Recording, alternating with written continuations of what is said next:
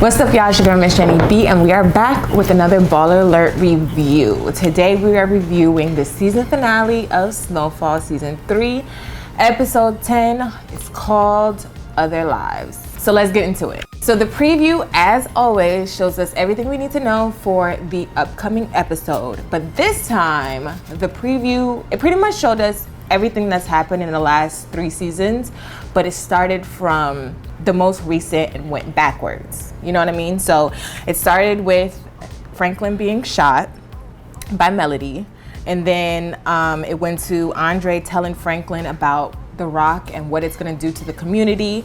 It shows Melody getting high, Leon telling Franklin that whoever pretty much gets in contact with the rock or does the rock, they're gone forever. Talks about Franklin finding out everything about the CIA and Teddy McDonald's involvement. Even though he doesn't know that his real name is Teddy, he thinks it's Reed or one of the other aliases, but it shows us that Reed threatening, basically when Franklin tried to talk to him or ask him questions about the CIA, it showed Reed threatening basically to cancel him any chance he gets, like whenever he needs to. Franklin goes to jail, talks about Franklin killing Kevin and not meaning to, obviously. It also shows Kevin telling Franklin that he's not built for this lifestyle, which was before he got shot.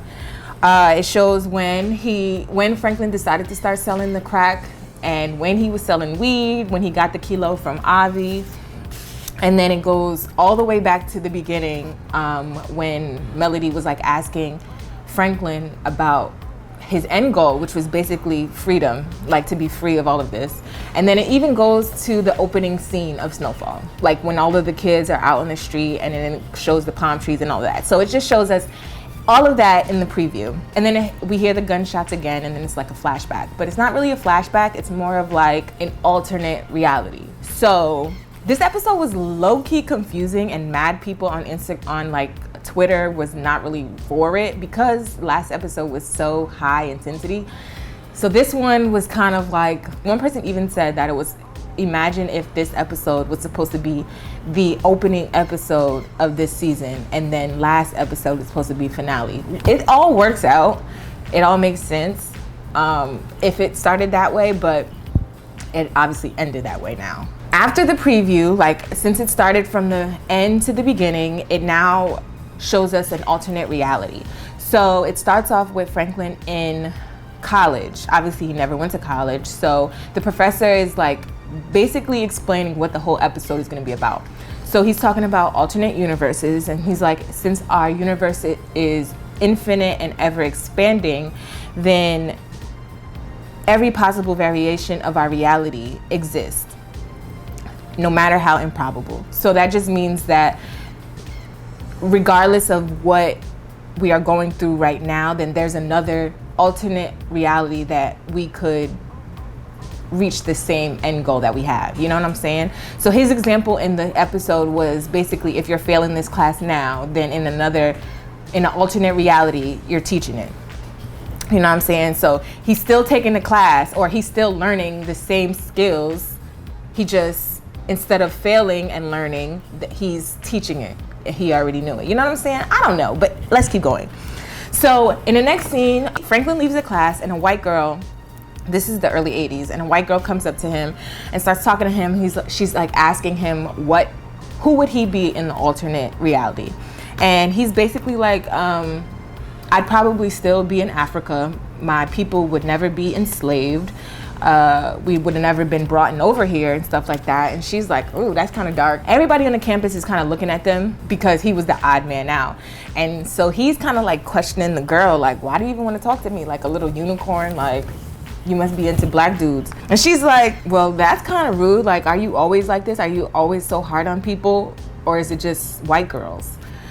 So he's like taken aback, and she walks away. So then he walks to his dorm room, and he has an eviction notice. I don't know if they put eviction notices on your dorm room in college, but he has an eviction notice, so he goes to financial aid to see what the heck is up. And the dude is like a real douche. Like, the financial advisor is a real douche. Like, if you ever went to college, you know everybody in financial aid are all assholes, so it's not far off. So he goes to financial aid to address why he's being evicted, and the guy tells him basically that the W-2 that his mom sent in for his loan said that she made $1,100,000. Now we all know that this lady works for a slumlord in LA. Like, she is not making no $1,100,000. So he's like, that's obviously a mistake. My mom made $11,000 last year, and we could just send you the W-2s to get all of this settled.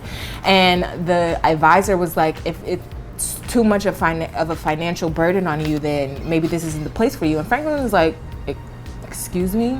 Like, I can definitely just get you the documents so I can get my paperwork all right, but it's just gonna take a few days. He's like, I could have my moms do it. And this is like showing the disconnect between him and the white man that's in front of him that is pretty much has his whole life in his hands. He's like, oh, my moms could do it because that's obviously slang. And he's like, moms? Do you have two moms? Being a dick. He's like, no, my mother can do this for you when she gets the opportunity. He's like, you have 48 hours. If you don't have the extension in 48 hours, then you have to move out. Franklin leaves, and it shows him just like studying and doing like a laundry job at the school, just getting his shit done, you know what I'm saying? So he meets back up with the girl, and he like offers her an opportunity to go explain why he's so hard on everybody. But she's like, no, I can't today. The CIA is coming. They're having a recruitment session or whatever. And so they go, and turns out it's Teddy McDonald. Remember, this is an alternate universe. So turns out it's Teddy McDonald, and basically he's talking about the CIA, the ins and outs of it, the pros and cons. And he poses the question. He's like, do you have what it takes to dedicate your life to something that is bigger than you? And that's Franklin's whole like thing. Like, this whole season, his whole thing is just taking care of his family. So it's always been bigger than him. So in the next scene, after they go see the recruiter, Franklin has his documents. He brings it back to the financial advisor. He has his W-2 and some pay stubs, just to be super clear. But then the financial advisor, he's like, well, due to the Ronald Reagan budget cuts, your loan is under review. So technically, you still got to move out. And now Franklin is pissed. Like, I really just did all of this, and you still gonna kick me out? He's like, so if you don't have the 70K, you're gonna have to move out immediately. And Franklin was like, do you know how hard I worked for this? Like, this is my future you're talking about, and you're just gonna kick me out over like something that's under review or whatever. The advisor is like, you pulled yourself up once before. I'm sure you can do it again. So Franklin just jumps over the table and starts strangling him, because what else would you do in that situation? Duh. So now he's kicked out for real. So if he didn't think he was gonna have to move out before, he's kicked out of the school. And so it shows him leaving with his bags. His mom meets him at the bus stop. And now he's back in LA. The first thing he does when he gets back to LA, he meets up with Melody and basically tells her what the heck done happened at the school.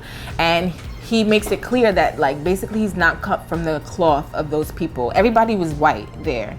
And he's like, that's not where I'm supposed to be. He sees Melody kind of getting discouraged. And he's like, don't worry, like, it's gonna be way different for you, because you're going to Spelman or whatever. So then after he tells Melody, he pulls up to Jerome's house. Jerome is a weed dealer. He's working with the Mexicans. Louie's pregnant. He comes in and tells them the bad news about school, and Jerome, like, to get him extra money, he's like, you can help me do some dealing or whatever. And Louie's like, no, he needs to go back to school. Like, he's not doing that or whatever. And Franklin's like, no, it's okay. Like, he declines also, but even though he knows that he could use a little bit extra money. So then he goes to see Leon, and Leon is a freaking hoodlum in and out of jail. Wanda, she's not on crack, but she has a baby with Leon, and he's just chilling in the house doing nothing with himself. Wanda's yelling and screaming in the background like, Franklin, take your friend back to school with you so he could do something with himself, blah, blah, blah. So Leon is like, if I kill her, then I could just go back to jail, huh? And then they laugh, like things like that, just to show that Leon's been in and out of jail and he's just sitting on his bum doing nothing. So they go outside and they talk. Leon asks why he's not in school anymore, and Franklin just explains, basically that's not like his vibe, like that's not where he's supposed to be. And so Leon's like, so then what's next? He also asked Franklin to ask Jerome if he could put him on with some dealing, because it's him and 5 other people living in their mom's house right now. So they're not doing good. So then it goes back to Franklin. He's at his mom's house now. She's like trying to give him encouraging words, telling him that it's not his fault that he got kicked out. He needs to do whatever he can to get back into school. But in the meantime, he can just get a job because she heard that the corner store is looking for extra help so he could work there. And then in the next scene, he's back at Jerome's house. He's like bagging up some of the weed, helping them out a little bit, and somebody comes banging on the door. Turns out it's Leon, and Leon comes in.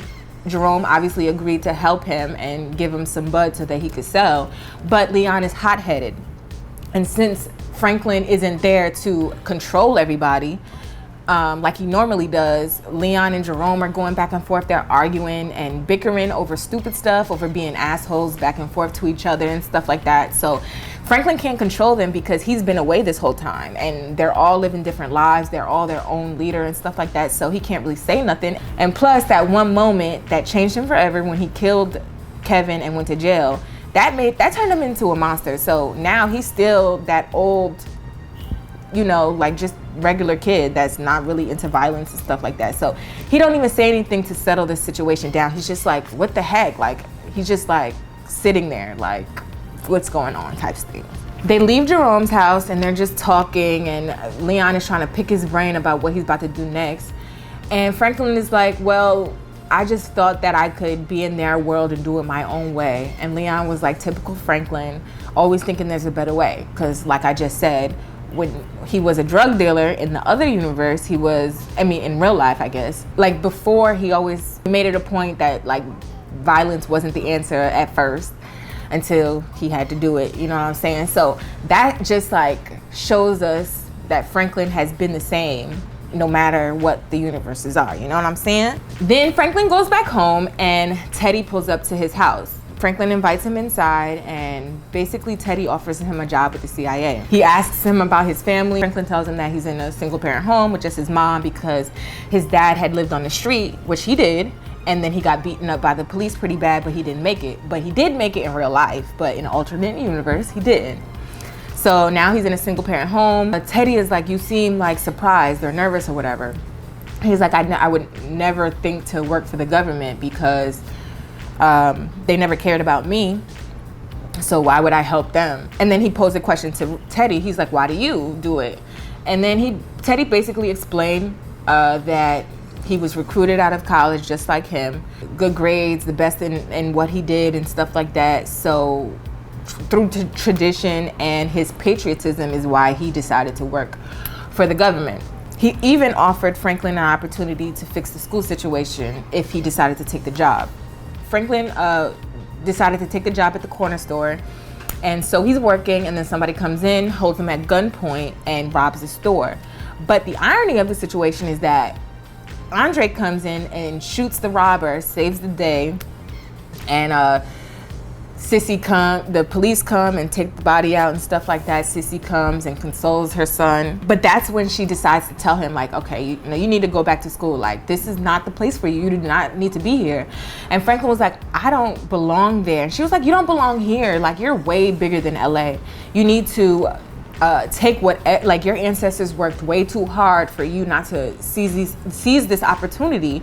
You need to take all those classes, use them for what they have, and come back to your hood and rebuild something else. Build your own firm, because he was a political science major in college. He's like, build your own firm in LA, or do something good with the community. Like, come back with the knowledge that they're giving you because your ancestors fought hard for you to have the opportunity to do it. She was like, I had this same conversation with your dad, but the only difference for him was that he gave up. He was frustrated with the government, frustrated with the Panthers, and he felt betrayed by both of them, and instead of fighting back, he just gave up. So she's saying, like, no matter what you do, you need to stay and fight. So then out of nowhere, I think we hear the gunshots again. I can't really remember, but then he just wakes up out of a tub. Like, it's like an ice bath. He just wakes up breathing heavy. We start to hear Blood on Leaves playing in the...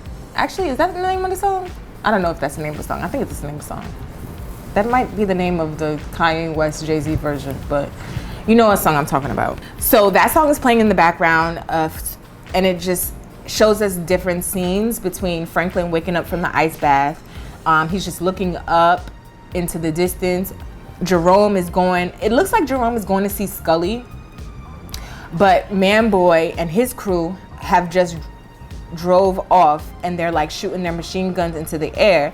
As they're driving off, Jerome sees them, and so now he's like wondering what the heck is going on. So he walks into the projects area where Scully had lived, where Scully lives, and he just sees a bloodbath. It's like people dead everywhere. Somebody was crying over somebody else, and there was blood everywhere. And then you just see Scully and his crew walking out with guns. Jerome raises his hands because he ain't want no beef, and clearly that's just them going back to retaliate again against Manboy. So Jerome is just looking around at what has happened. Meanwhile, during this whole time, Franklin is healing from Melody's gunshots. So the alternate universe, after he done woke up, is back to present day, if I didn't make that clear from waking up from the tub. When Franklin wakes up from the tub, Alton comes and drapes him with a towel. He gets ready, he has a cane, and then they both go back to Sissy's house. It's like the holidays now. And then this is like nearly the end of the episode, and it finally showed like the opening credits, the Snowfall opening credit part. And instead of having the normal one, it showed like mad police lights throughout the city. Franklin is at Sissy's house, and he's watching the news, and it's basically talking about the LA gang wars, and how they're getting bad. Violence is increasing, which we just saw between Manboy and Scully. So Sissy comes and turns off the TV, and then she tells Franklin that her and Alton are gonna go somewhere and that they'll be back. But what Franklin doesn't know, or I guess he does know, but they're both going to meet Louie and Jerome.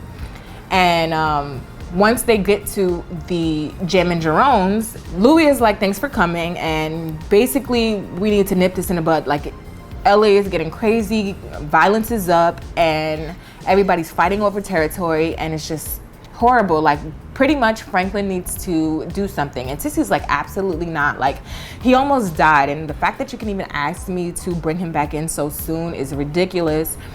And if you can't if you can't run the business on your own, then maybe you should walk away. And Jerome's like, do you know that you're in the drug business? And Louie's like, yeah, do you even know like what's going on?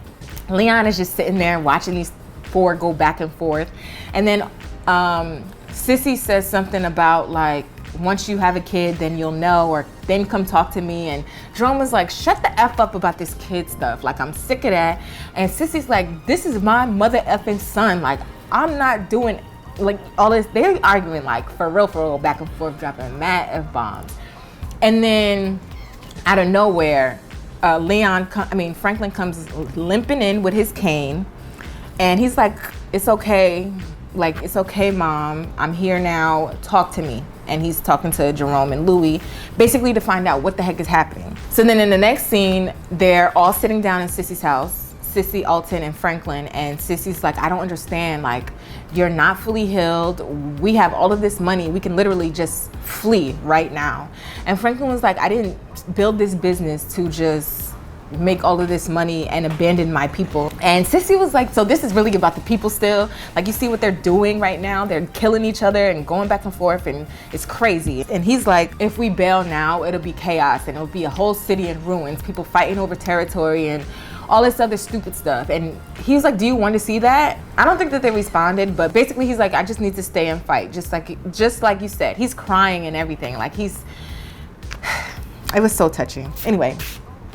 So then in the last scene, Franklin goes to meet Reed. And this is when he basically spills the beans, and it's like, either you're gonna do this with me right now, or it's deaded forever. So he's like, once he gets out the car, Reed is like, you are a sight for sore eyes, because he nearly just died. He's his biggest dealer. So like, if he would have been gone, then his whole operation would have been blown up. So Franklin is like, look, I was right about this rock. I'm making you more money than ever. But what I was wrong about was the cost, because people are dying. Like, people are losing their lives after all of this. But the only thing that I could do now is to keep going. Then he tells a story about LA floods. He's like, LA used to have a ton of floods. They built a bunch of dams, but it never fixed the problem. So then they called in the federal government. They brought in all of these contractors and stuff to build the LA River, which fixed the problem. So Franklin is like, well, that's what we're gonna do. And Reed is like, what do you mean? He's like, well, I'm gonna bring in the federal government to settle this whole LA gang situation. And he's like, how are you gonna do that? He's like, well, Reed, or whatever your name is. He names all the other aliases that he's learned about Reed since then. This is the first time he's like revealing this information. He's like, I'm gonna identify anybody in the city that doesn't bring stability, and you're gonna help me. Why, you say? He's like, the CIA wants money to fund their war. It's obvious that you could bring me down or you could destroy me whenever you want. But the difference is I'm not scared of dying, and I'm not even scared of prison like that anymore. But what I won't do is be a slave, not even to you. So he's like, we're gonna do 1,000 keys a week, and I'm gonna make you the most richest man ever. Like, you're gonna have all of this money for the war, and they're gonna name a CIA wing after you. And we're gonna work through this together. But in return, all I need is for you to protect me and my people, and then both of us, me and you, will ride off into the sunset together. And he's like, you said that you were gonna be with me to the end. Did you really mean it? And he hands out his hand for a handshake. But before Reed agrees, the freaking episode ends, and then that's it.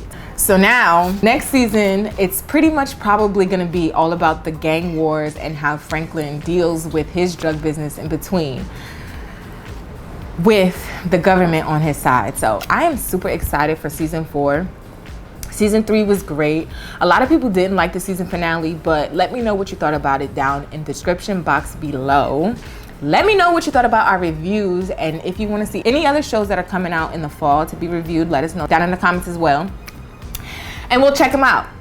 Other than that, I hope you enjoyed the Snowfall review, and we'll see you next season. Peace.